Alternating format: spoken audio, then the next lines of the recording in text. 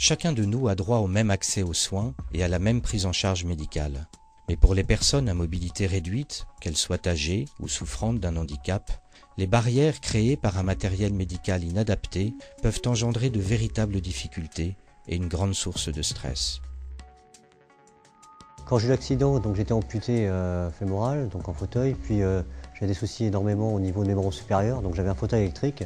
Donc quand il s'agissait d'aller faire des examens, donc rentrer aux hôpitaux, c'est pas un problème du fait que tout est accessible, les couloirs sont larges, il y a les ascenseurs, il y a tout maintenant. Par contre, dans la salle d'examen, ça devient un problème puisque on arrive sur une table d'auscultation qui est assez désuète et assez vieille et qui est à hauteur fixe.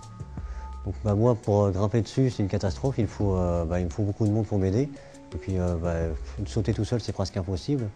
Donc c'est pour ça que c'est nettement plus facile avec une table à hauteur variable pour s'installer. Quand une personne vient dans une salle d'examen ou de soins, que ce soit en cabinet ou à l'hôpital, il est important de favoriser son accessibilité, que ce soit donc des personnes âgées ou bien des femmes enceintes ou encore des personnes à mobilité réduite, temporairement par exemple après un traumatisme ou bien des personnes handicapées, eh bien, toutes ces personnes doivent bénéficier d'un divan à hauteur variable pour que l'examen ou le soin soit facilité. Il est vrai que si la personne arrive et qu'elle a du mal à se positionner sur une table, d'abord ça risque d'augmenter des douleurs si la personne est douloureuse. Et puis ça risque aussi tout simplement d'atteindre sa dignité de patient.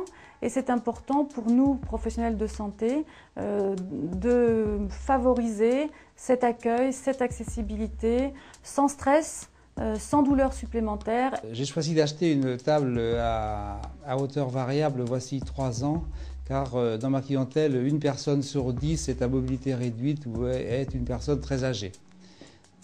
L'avantage, c'est qu'elles peuvent s'installer tout à fait correctement sur la table et je peux mettre la table à la hauteur qui me convient pour les examiner correctement.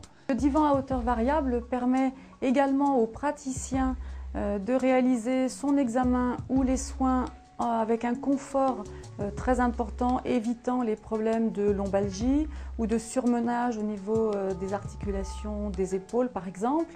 Ça lui permet aussi de ne pas avoir à demander d'aide au personnel soignant qui est déjà extrêmement sollicité et qui souffre beaucoup de ces excès de manutention de patients et qui présente de nombreuses pathologies à la suite de ces manutentions difficiles.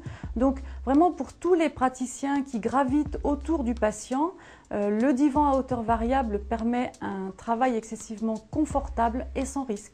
Oui, donc j'ai acheté une table à hauteur variable pour plusieurs raisons. D'une part, les personnes à mobilité réduite, les personnes âgées notamment, qui s'y installent plus facilement. Et d'autre part, je trouvais que pour examiner les bébés, c'était très pratique.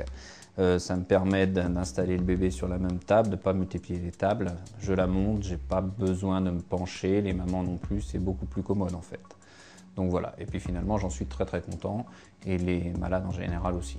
Depuis que j'ai reçu mon divan à hauteur variable Quest, j'avoue que les journées sont beaucoup plus faciles parce que je n'ai plus de fatigue à cause des manutentions et puis surtout mes patients sont très satisfaits. C'est vrai qu'ils me font souvent la remarque de me dire qu'ils n'ont pas d'effort à faire, que c'est le divan qui vient à eux et que donc ils sont en toute confiance dans mon cabinet et ça me permet vraiment d'avoir des journées, bien que très longues, beaucoup moins fatigantes.